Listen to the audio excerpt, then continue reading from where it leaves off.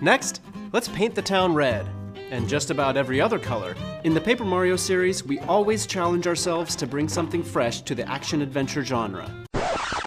Oh, you have got to be fucking kidding me.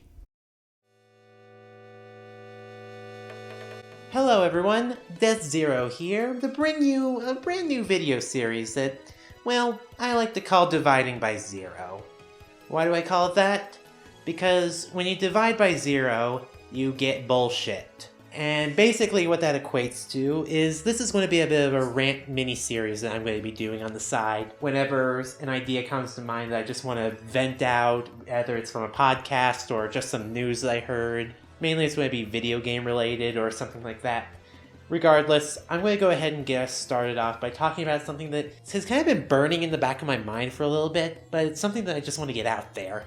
And that is, the recent release of the new Nintendo Direct brought about a new Paper Mario game, Color Splash. And the second I laid eyes on that, well, how to best put it? I got PTSD flashbacks reminding me of Sticker Star.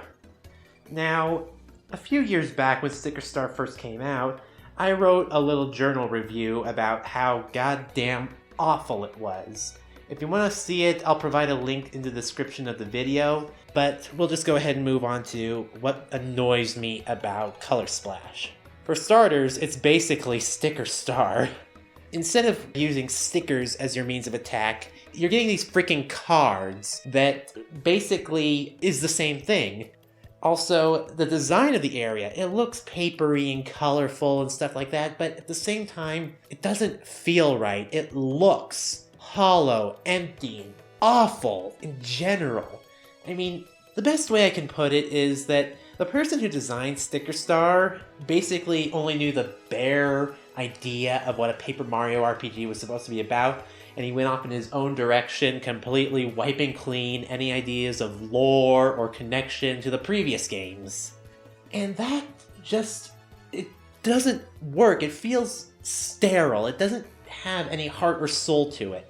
And not to mention the fact that they're calling it an action-adventure game, which the original Paper Mario series was an RPG at its core. It was an easy RPG, depending on how you played it, but it was a good RPG series. Now, people will say that I'm being a little bit too presumptuous, and I'm taking this too far. I'm basically just, well, they're saying that I'm complaining when I haven't even seen the full game, but to be honest, just from my initial views of the game, I have no interest in buying it. I have no interest in even caring about it whatsoever. To me, the Paper Mario franchise is well and dead. Okay, I'm gonna go back to Sticker Star again because it's my best example of how they're fucking up the series. When you look at the original Paper Mario and Thousand Year Door, and even to an extent Super Paper Mario, they all had one important factor. They all had a very interesting and compelling story. It was a game series that prided itself in having a quirky sense of humor, and at the same time a little bit dark when you thought about it, especially in Thousand Year Door.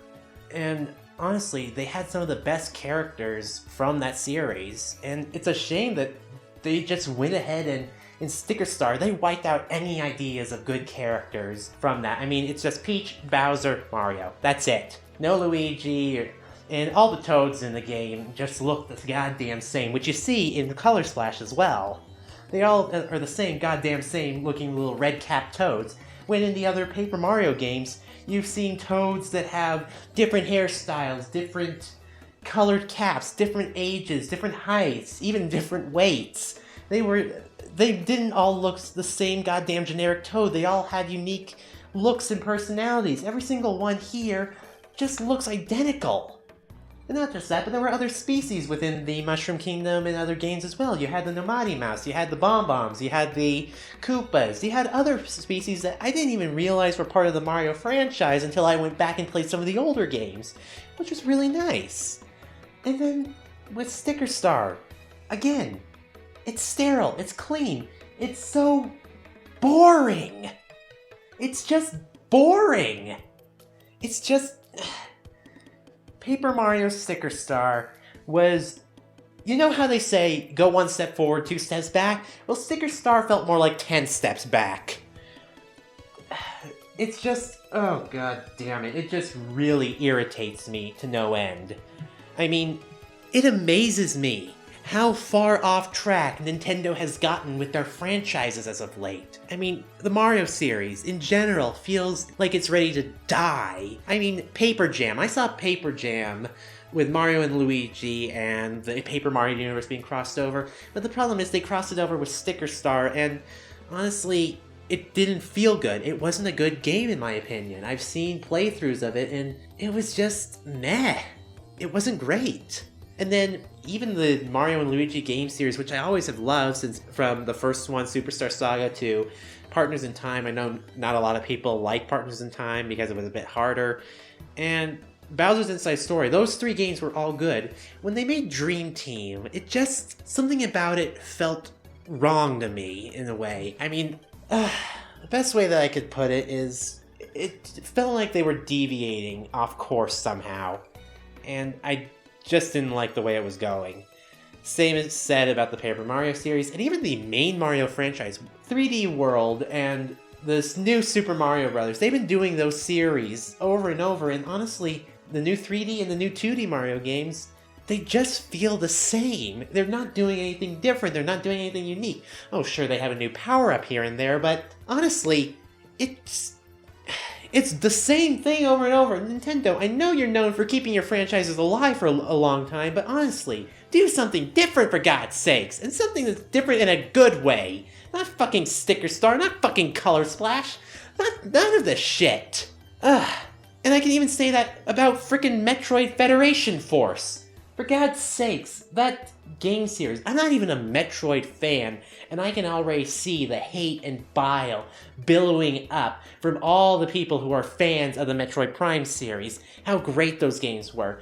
And honestly, since those Prime games, it's been about 10 years, if I think about it right. 10 years since the last Metroid Prime game. We had Other M, but no one wants to talk about Other M. It's a horrible game. Then they bring out this clunky, horrid-looking little 3DS game, and people are just immediately expected to, accept it. Accept that it's part of the Metroid Prime universe. Accept that Samus isn't in there. Accept that, you know, I'm even starting to sound a little bit hypocritical in the fact that they're wanting change, but honestly, the way they do change is not what they should be doing.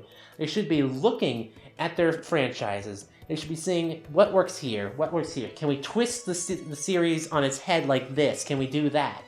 But they're going about it in a wrong way. They're going about it in a lazy way.